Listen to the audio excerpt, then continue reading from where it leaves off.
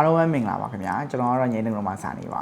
ဒီနေ့မှာတော့ကျွန်တော်တို့ laptop အသစ်တွေမှာစတင်တွေ့လာရတဲ့ဒီကျွန်တော်တို့ AMD Ryzen 7 180 processor အကြောင်းလေးကိုကျွန်တော်တို့ပြောပြပေးသွားမယ်ပေါ့နော် Ryzen 7 180ဆိုတာ Ryzen 7 9900နဲ့ပို့ပြီးတော့နှိမ့်တာလားနံပါတ်ကကျွန်တော်တို့180ပဲဆိုတော့ entry level CPU လားဆိုပြီးတော့မေးကြတယ်ပေါ့နော်ဒါကလည်းခေါ်ဝေးရပြောင်းသွားတာပေါ့နော်အမှန်တကယ်တော့ကျွန်တော်တို့မဟုတ်ဘူးပေါ့နော် AMD Ryzen 7 180 series ဆိုတာက AMD ရဲ့ Ryzen AI 300 series လို့မျိုးဆက်တစ်ပေါ့နော် processor တစ်ခုဖြစ်တယ်ပေါ့နော်ပြီးရင်ကျွန်တော်တို့ Zen 5 architecture ကိုအသုံးပြုထားတယ် Zen 5ဆိုတော့တော်မြင့်နေပေါ့နော် specification အနေနဲ့ကတော့ဒီကောင်တွေက 8 နဲ့60 thread power နဲ့ share သုံးမယ်နော် boost clock ကလည်းကျွန်တော်တို့ 45 GHz ကျော်ထိကိုတန်းနိုင်တယ် up to ပေါ့နော်အဓိကထူးခြားချက်ကတော့ကျွန်တော်အဓိက AI engine ပါလာတယ်ပေါ့နော် NPU တွေဖြစ်မှာပေါ့နော် okay NPU တွေပါဝင်လာတယ်ဆိုတဲ့အတွက်ကျွန်တော်အရင် Ryzen processor တွေမှာ CPU နဲ့ GPU ကိုအဓိကအသုံးပြုခဲ့ပေမဲ့ Ryzen 7 190မှာတော့ကျွန်တော် AN လုပ်ငန်းစဉ်တွေကို NPU ကတည်တံ့ခွဲပြီးတော့လှုပ်ဆောင်ပေးနိုင်တယ်ပေါ့နော်ဥပမာအဖြစ်ကျွန်တော်တို့က video call မှာကျွန်တော်တို့နောက်ခံ background ဝါလိုက်တာတွေ noise cancellation ပေါ့နော်ကျွန်တော်ဒီ meeting တွေမှာ noise cancellation ကို AI နဲ့ထိန်းညှိပေးတာတွေပြီးတော့ AI photo editing တွေပြီးကျွန်တော်တို့ Microsoft ကိုပိုင်တော့သုံးတာတွေ AI assistant feature တွေပေါ့နော်အဲဒီစားတာတွေမှာကျွန်တော်တို့က battery စားတွေ power စားတွေအရင်သက်သာသွားပြီးတော့ပို့ပြီးတော့မြင်မြင်ဆန်ဆန်နဲ့ကျွန်တော်တို့ကလှုပ်ဆောင်နိုင်မယ်ပေါ့နော်ဒီ NPU တွေရဲ့အခန်းကဏ္ဍနဲ့နောက်ပိုင်းရေးကြည့်လာတာ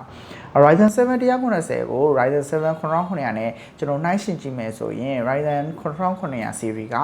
Zen 4 architecture ဖြစ်တယ်ပေါ့နော်ဆိုတော့နှိမ့်ပါပေါ့ Ryzen 7 190 Zen 5 architecture ဖြစ်တဲ့အတွက်သူကဆင်းမြင့်သွားမယ်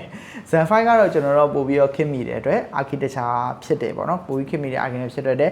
single core performance နဲ့ multitasking performance တွေမှာကျွန်တော်တို့ပို့ပြီးတော့အားသာကြပိုကောင်းလာပြီပေါ့အားသာတယ်ပေါ့နော်နောက်ထပ်အားသာတဲ့တစ်ခုကတော့ကျွန်တော်တို့ battery life ပေါ့နော်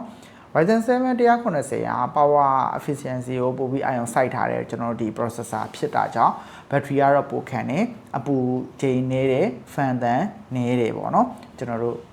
ပို့ပြီးတော့ performance တွေကောင်းပြီးတော့ efficiency ဖြစ်သွားပြီ Office သုံးပြုမဲ့လူတွေ student တွေ programmer တွေ content creator တွေအတွက်ကိုကျွန်တော်တို့ပို့ပြီးတော့အထူးသင်တော့ပါတယ် gaming အတွက်ကတော့ကျွန်တော်တို့ကတော့ဒီ Ryzen 7 190တလို့ကိုမှ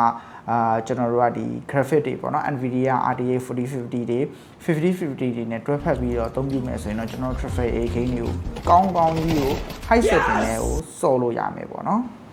အချင်းချင်းကပြောရမယ်ဆိုရင်တော့ကျွန်တော်တို့ AMD Ryzen 7 190က AMD ရဲ့ AI ခေတ်သစ် processor ဖြစ်တဲ့ Zen 5 architecture ဖြစ်တဲ့ AI engine battery life တွေပိုကောင်းလာမယ် performance တွေကောင်းတာကြောင့်ကျွန်တော်2026မှာပေါ့နော်အရင်စိတ်ဝင်စားဖို့ကောင်းတဲ့ laptop CPU တခုဖြစ်လာတယ်ပေါ့နော်ခေါ်ဝေးလေးချိန်သွားတာကိုဒီ CPU မှာပါတဲ့ laptop တွေကိုစိတ်ဝင်စားတယ်ဆိုရင်တော့ငိမ့်တက်ကနို laptop CN service နဲ့ branch တွေပါလာရောက်စမ်းသပ်ကြည့်ရှုနိုင်ပါတယ်